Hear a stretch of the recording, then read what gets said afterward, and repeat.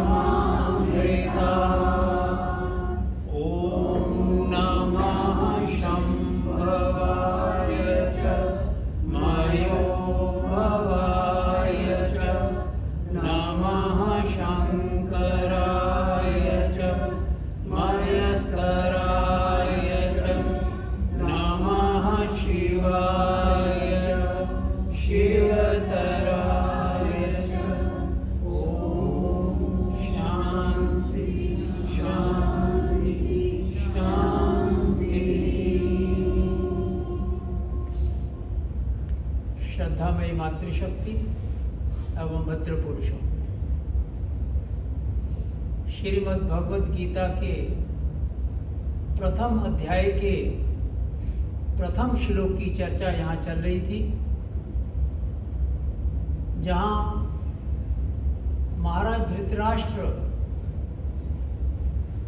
संजय से पूछते हैं, धर्म क्षेत्रे कुरुक्षेत्रे समवेतायुयुत्सवः मामकः पांडवाश्चैव किम अकुर्वत संजय। धर्म भूमि कुरुक्षेत्र में मेरे और पांडु के पुत्र जो युद्ध की इच्छा से एकत्रित हुए हैं, हे संजय, किम अकुर्वत, उन्होंने क्या किया है। ये जो प्रथम श्लोक है, ये श्रीमद् भगवत गीता के ज्ञान का आधार है और महाभारत का बीज यहीं से पड़ गया था। माम कहा पांडवाश्चैव, मेरे और पांडु के पुत्र। जब मेरे और तेरे की बात आ गई, वहीं अलगाव हो गया और महाभारत जैसे युद्ध का बीज पड़ गया। श्रीमद् भगवत गीता रूपी अध्यात्म का ये जो ज्ञान है, इसका प्रारंभ धृतराष्ट्र की जिज्ञासा से होता है। और आप जानते हैं कि धृतराष्ट्र कितना भी ज्ञानी क्यों न रहा हो, लेकिन प्रतीक अज्ञान का ही है। ज्ञान भीतर हो, लेकिन उसका सदुपयोग न किया जाए, दुरुपयोग किया जाए, तो प्रतीक अज्ञान का ही वो बनता है। इसलिए धृतराष्ट्र जैसे अज्ञान के प्रतीक की जिज्ञासा से श्रीमद् भगवत गीता रूपी ज्ञान का प्रकाश हुआ। और वस्तुतः हम चिंतन करें तो जितने भी धर्म ग्रंथ हमें मिलेंगे, जहां भी हमें मार्गदर्शन मिलेगा, वो कहीं ना कहीं किसी ना किसी अज्ञानी की जिज्ञासा से ही प्राप्त होते हैं। और अगर सारे ही ज्ञानी हो, सबको सब कुछ पता ही हो, तो फिर किसी धर्म ग्रंथ की आवश्यकता भी कैसे पड़ेगी। तो यहाँ प्रतीक है अज्ञान का धृतराष्ट्र। श्रीमद् भगवत गीता के श्लोकों की जैसे जैसे हम चर्चा करेंगे, तैसे तैसे महाभारत के ये जो पात्र हैं, इनके प्रतीकों की भी साथ साथ बात करते चले जाएंगे। क्योंकि जब तक ये प्रतीक हमारे भीतर रहेंगे, तो श्रीमद् भगवत गीता के ये जो श्लोक हैं या भगवान की ये जो वाणी है, उसके भीतर छिपे हुए रहस्यों का उद्घाटन भी हमारे भीतर होता चला जाएगा।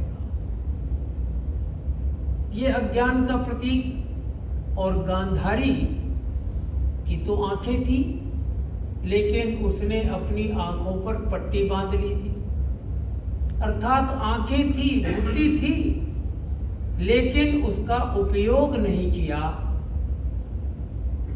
बुद्धि को जब बंद करके रख दिया गया, तो फिर उसका मन केवल कार्य कर रहा था।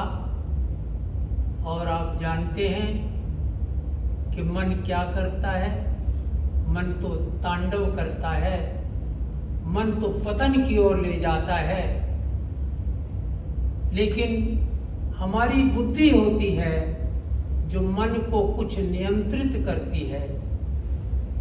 और जो लोग आप में मेडिटेशन करते हो, ध्यान करते हो, या ध्यान के बारे में जिन्हें कुछ पता हो, वे जानते होंगे कि ध्यान में मन का निरोध किया जाता है।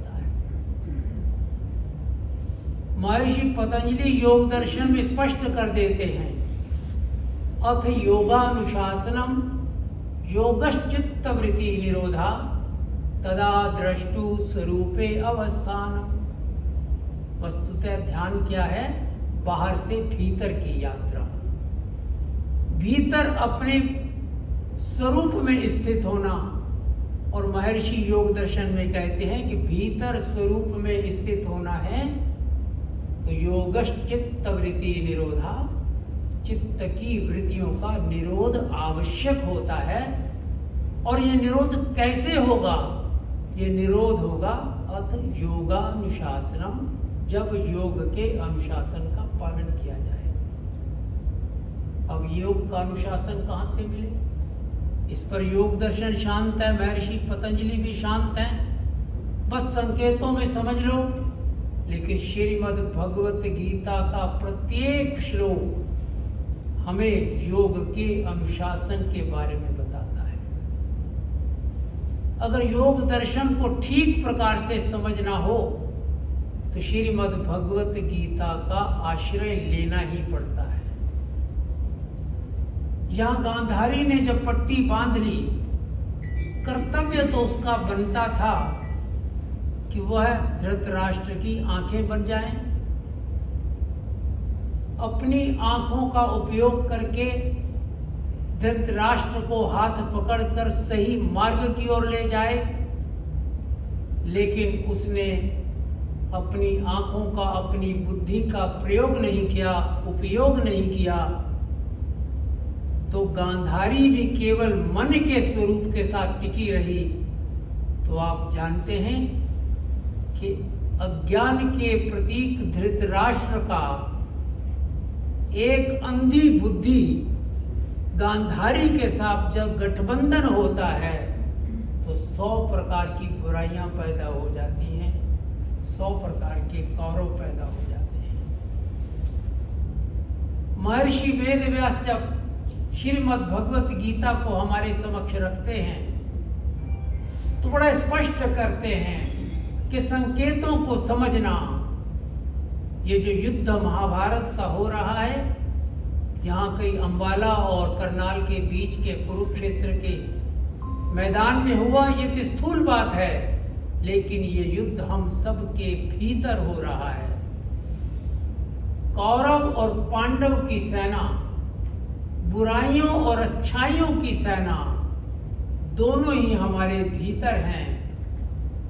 इस बुराई और अच्छाई का युद्ध जो हमारे भीतर चल रहा है, इसी के लिए भगवान श्री कृष्ण कहते हैं तस्मात् युध्यस्व अर्जुन। हे अर्जुन, इस युद्ध को चलने दे। माध्यम तो अर्जुन बना, लेकिन संकेत और उपदेश हमें दिए कि अपने भीतर के इस युद्ध को निरंतर चलते रहने देना चाहिए, क्योंकि युद्ध चलता रहेगा तभी बुराइयों और अच्छाइयों में से अच्छाई विजित हो सकेगी। लेकिन यह संकेत में स्पष्ट कर दिया, अगर अच्छाइयों की विजय चाहिए तो फिर भगवान का साथ लेना पड़ेगा। अन्य तो कौरव कितने शक्तिशाली थे, 100 कौरव, और सबसे बड़ी बात उनके पास भीष्म पितामह थे, उनके साथ गुरु द्रोणाचार्य थे, और भीष्म पितामह इच्छा मृत्यु वर प्रदाता थे। वो बनी अपनी इच्छा के बगैर नहीं मर सकेंगे, ऐसा उन्हें वर मिला हुआ था। तो वो अकेले ही सारी सेना का मुकाबला कर सकते थे। और गुरु द्रोणाचार्य, उन्होंने कौरवों को भी, पांडवों को भी, और भी जितने उस समय के राजा थे, उनको, उनके बच्चों को धनुर्विद्या की शिक्षा दी थी। और इतना रण कौशल में जिसके पास इतनी तीव्र बुद्धि हो, जिसके पास ब्रह्मास्त्र भी हो, वो व्यक्ति अपने समय में द्रोणाचार्य अजेय माना जाता था कि उस समय कोई भी व्यक्ति द्रोणाचार्य का वध नहीं कर सकता था, उसे पराजित नहीं कर सकता था।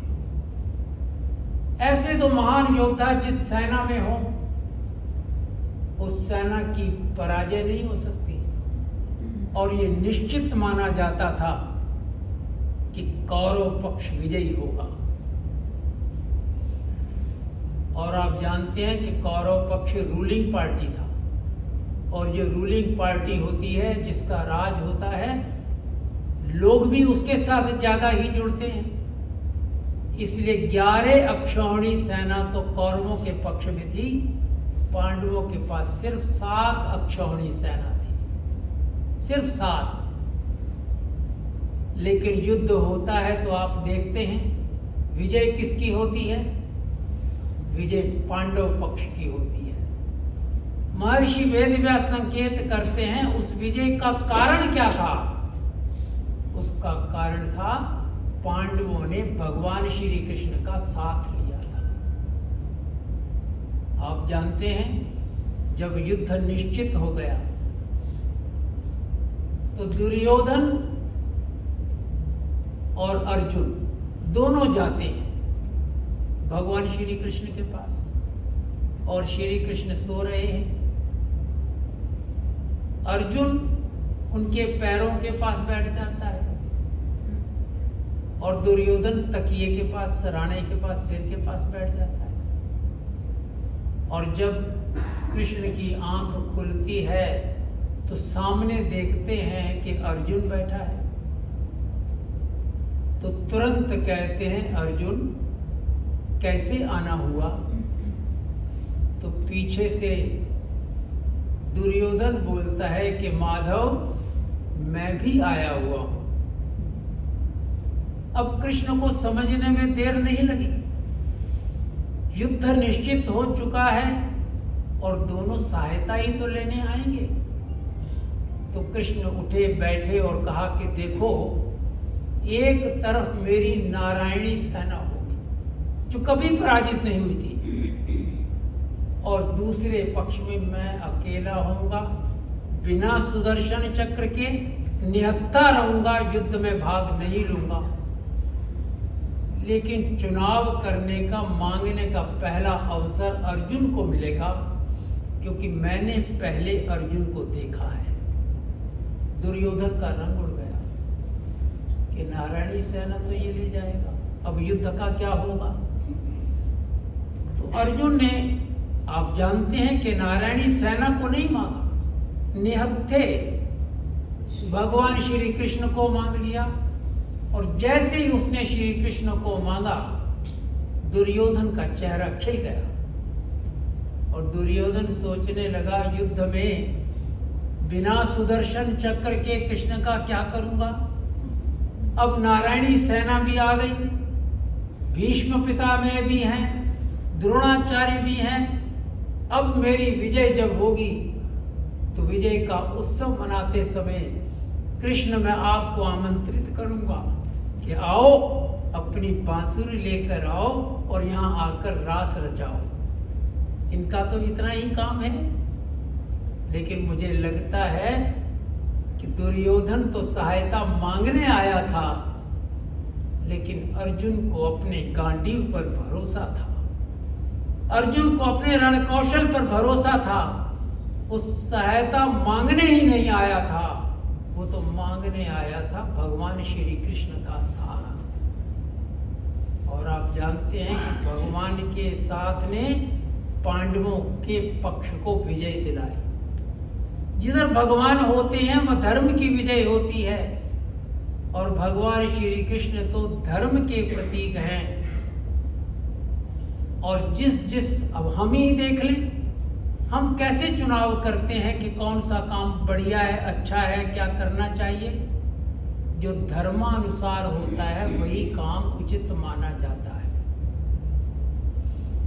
धर्म की बड़ी महत्ता है इसमें।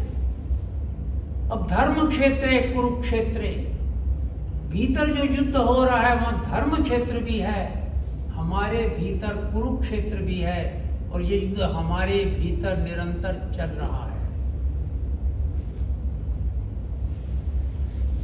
जब ये देश आजाद हुआ तो जिन लोगों के हाथों में इस देश की बागडोर आई, उन लोगों ने निर्णय किया कि भारत धर्मनिरपेक्ष रहेगा।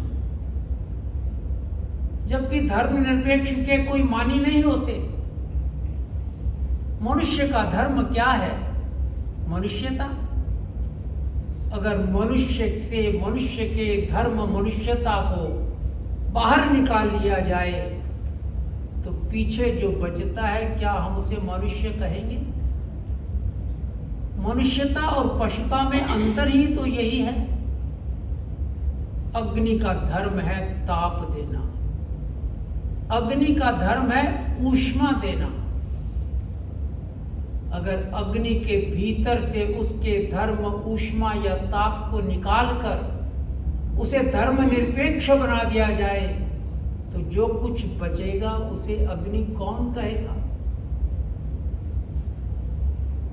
इसी प्रकार से जिस राष्ट्र से उसके धर्म राष्ट्रत्व या राष्ट्रीयता को निकाल दिया जाता है तो पीछे जो बचता है वो राष्ट्र नहीं रहता, उसकी राष्ट्रीयता नष्ट हो जाती है, उसकी संस्कृति समाप्त हो जाती है, उसकी सभ्यता का पतन हो जाता है।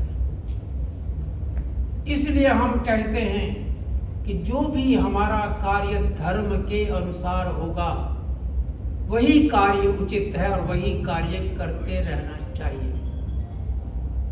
यही बात कौरव और पांडवों के बीच में हुई। एक धर्म का प्रतीक है, दूसरा अधर्म का प्रतीक है, और भगवान को धर्म के पक्ष में रहना ही था। अब आप देखते हैं कि जहां जहां से धर्म हट जाता है, यूं समझो कि धर्मनिरपेक्षता के कोई मानी नहीं होते, धर्म सापेक्षता होनी चाहिए। आप हमारे देश में देखें, जितने भी हॉस्पिटल हैं, जो भी डॉक्टर वहां पर आते हैं वो वचन लेकर आते हैं, प्रतिज्ञा लेकर आते हैं कि मैं अपने पेशेंट्स का ट्रीटमेंट करूंगा, उन्हें ठीक करूंगा ताकि वो प्रसन्न रहें।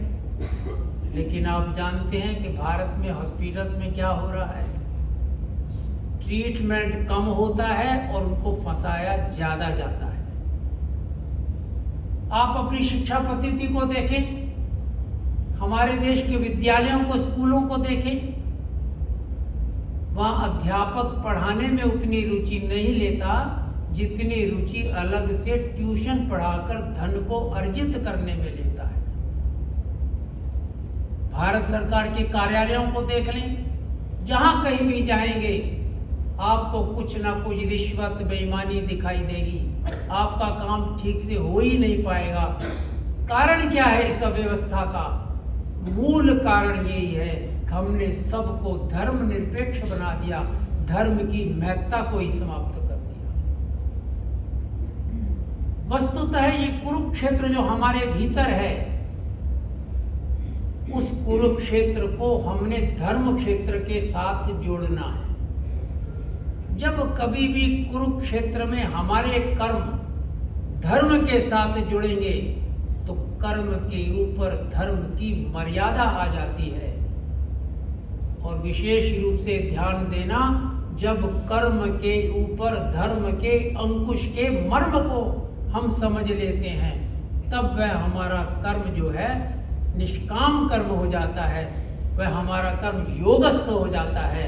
इसीलिए भगवान कहते हैं योगस्थ कुरु कर्माणि संगम त्यक्त्वा धनंजय सिद्धय सिद्धयो समो भूत्वा समत्वम योग उच्यते। तभी जाकर योग उच्चरित होगा।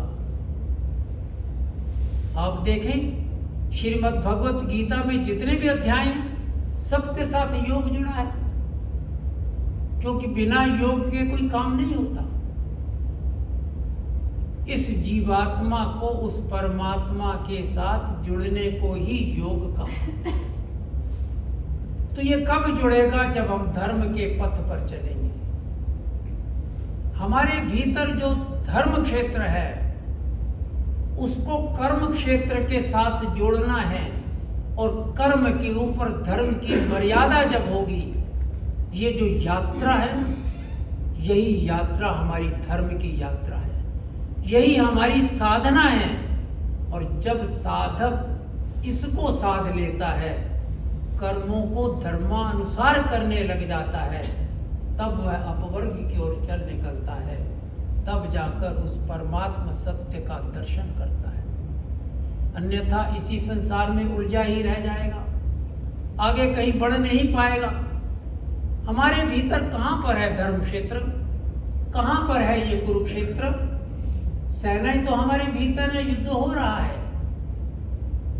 अब मैं ईश्वरीय चेतना कहूं या आत्मा कहूं या कुछ और कहूं, ये तो हमारे शब्द हैं। जब इस जीवन को धारण किया जाता है तो 3 प्रकार के साधन उपलब्ध होते हैं। एक तो ये देह मिलती है, और एक मन मिलता है जिसकी शक्ति से सारे कर्म होते हैं, और एक बुद्धि मिलती है जो ये निर्णय करती है कौन सा कर्म किस प्रकार से करना है, क्या उचित है क्या अनुचित है।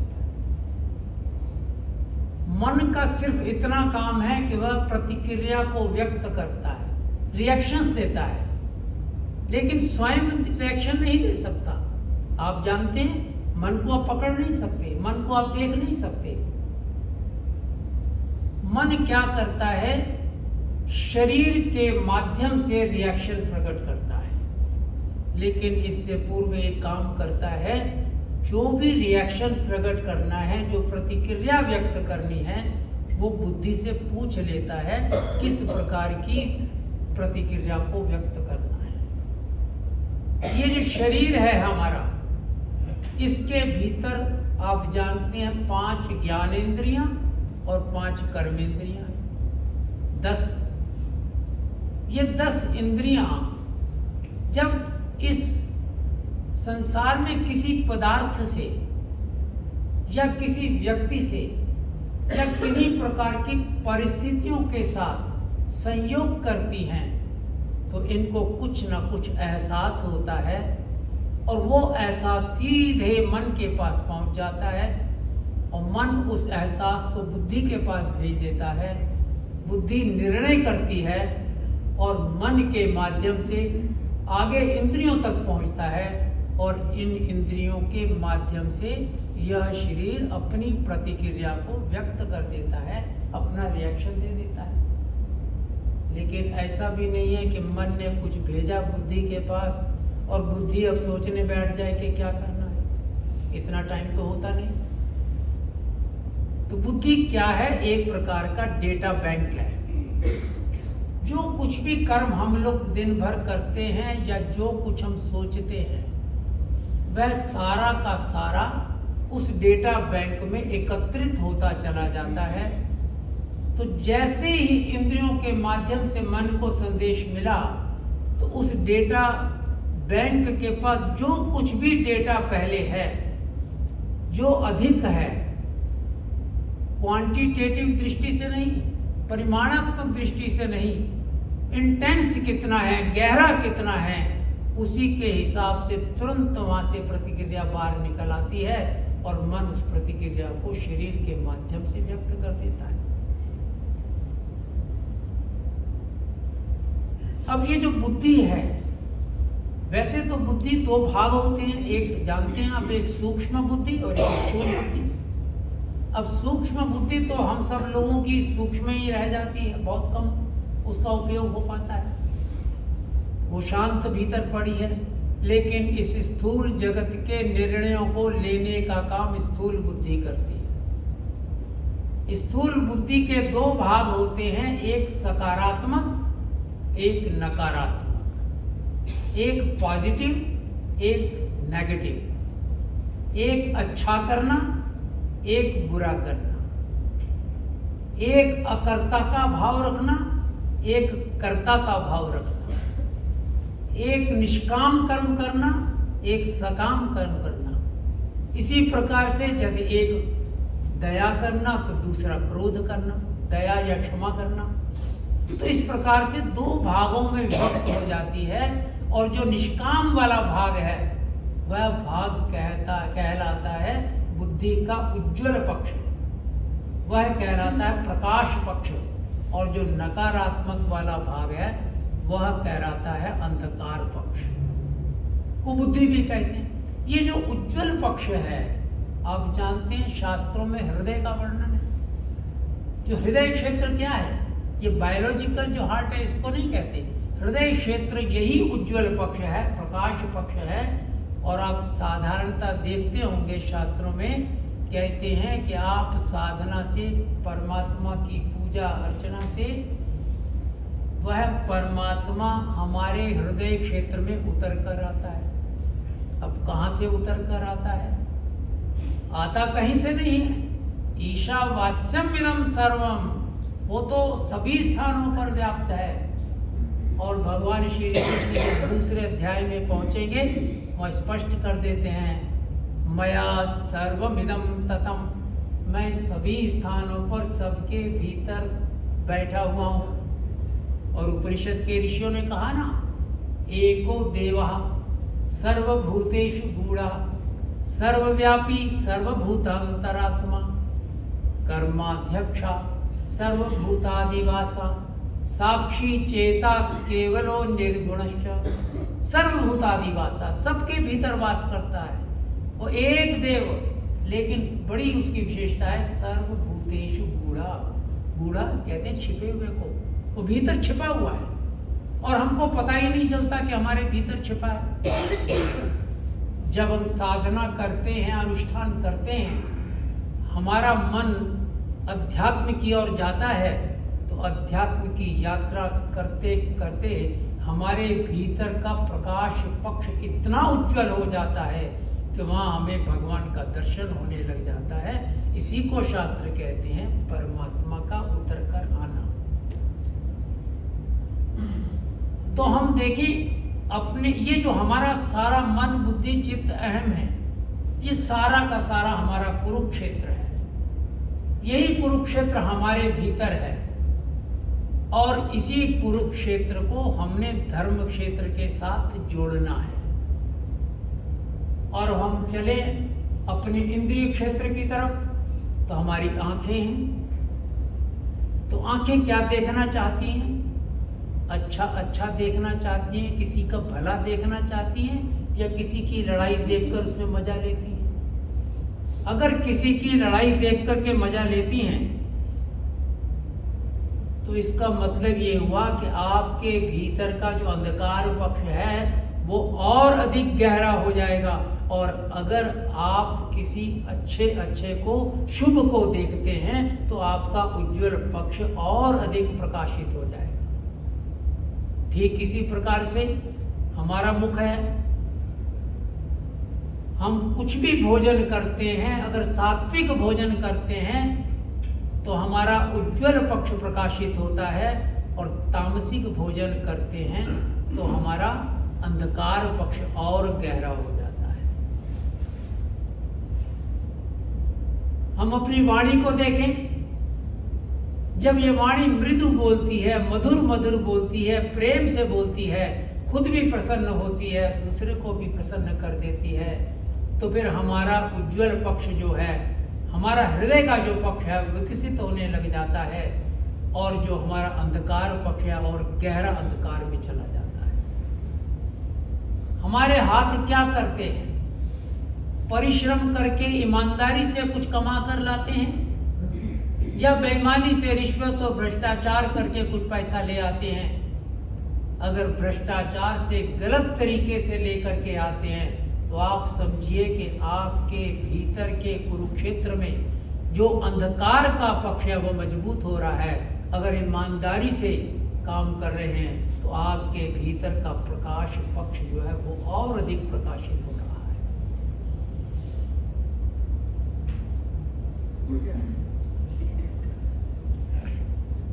तो ये हमारे भीतर कुरुक्षेत्र और धर्म क्षेत्र है।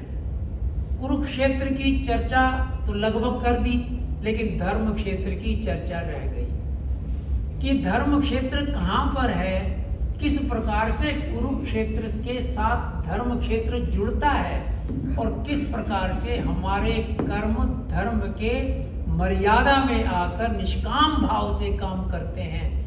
और ये 5 पांडव जो धर्म के चक्र माने जाते हैं, ये हमारे भीतर कहाँ हैं, उनका क्या कार्य है, किस भाव से वो कार्य करते हैं, तो ये चर्चा फिर अगले सत्र में करेंगे।